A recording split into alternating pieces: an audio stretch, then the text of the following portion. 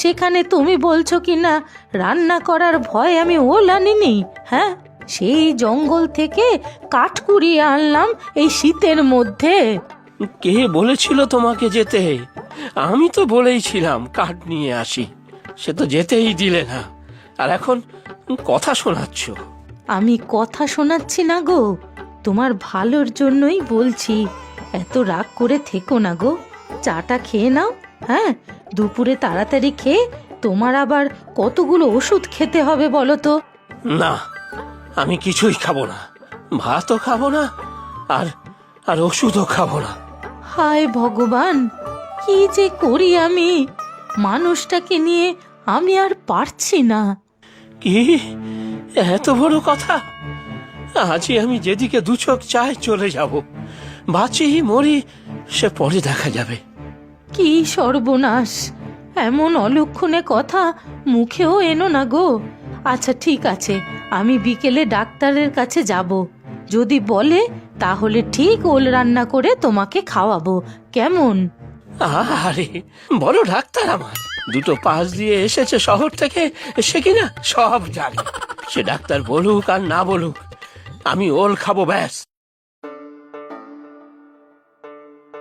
ওরে টুম্পা, এত বড় এক ওল নিয়ে এসেছিস? এ তো কাটতেই আমার অবস্থা কাহিল হয়ে যাবে। কি করব মা, এই ওলটাই তো অনেক বড়, আমি ঝুড়িতে ভরে মাথায় করে নিয়ে এসেছি। ইস, খুব কষ্ট হয়েছে না রে তোর? না গো মা, তেমন কষ্ট হয়নি। সাথে ওই বুড়িমা ছিল না, দুজন মিলে গল্প করতে করতে চলে এসেছি। জানো তো মা, উনি তোমাকে যেতে বলেছে, যাবে? হ্যাঁ যাবো তো, দাঁড়া আগে ওলটার একটা ব্যবস্থা করি। চিংড়ি আছে, তাহলে ওই ওল চিংড়ি করে ফেলি। ওল চিংড়ি করবে মা তুমি? হ্যাঁ রে করবো। তুই যা ঘর থেকে লেবু নিয়ে আয়, সর্ষের তেলের বোতলটাও নিয়ে আসিস।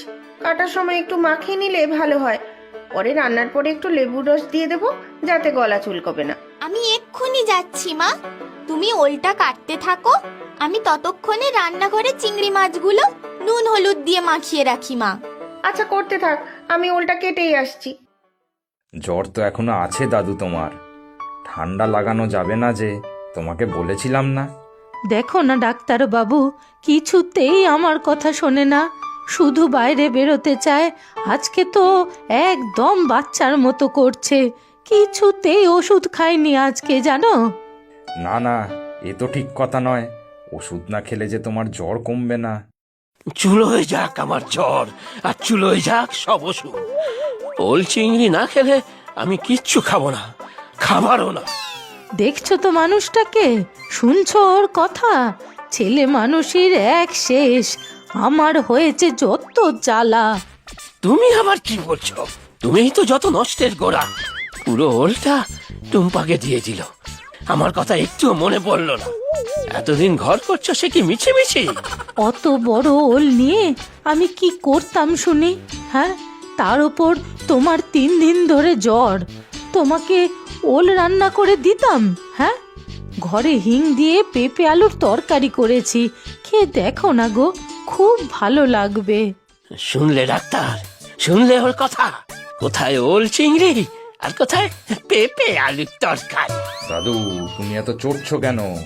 ঠাকুমা হয়তো তোমার শরীরের কথা ভেবেই হালকা রান্না করেছে, দুদিন পরেই না হয় এসব খেও। থামো তুমি বাছা, হালকা খাবার রান্না করেছে। ওসব পেঁপে লাউ রোগীরা খায়, আমি রোগী নাকি? হ্যাঁ, বললাম তো আমার ওল চিংড়ি চাই চাই। আর যদি একটু শরীর বেশি খারাপও হয়, সে তুমি বাপু সামলাবে, না হলে ডাক্তার হয়েছ কোন দুঃখে? আহা, ওকে ওইভাবে বলছো কেন? ঠিক আছে ঠিক আছে ঠাকুমা, দাদুর তো আর আগের মতো জ্বর নেই, দাদু আগের থেকে অনেকটাই ভালো আছে। দাদু এখন মোটামুটি সব কিছু খেতে পারবে, কোনো অসুবিধা নেই। মন ভালো থাকলে শরীরও ভালো থাকবে। কি ঠিক বলছি না দাদু?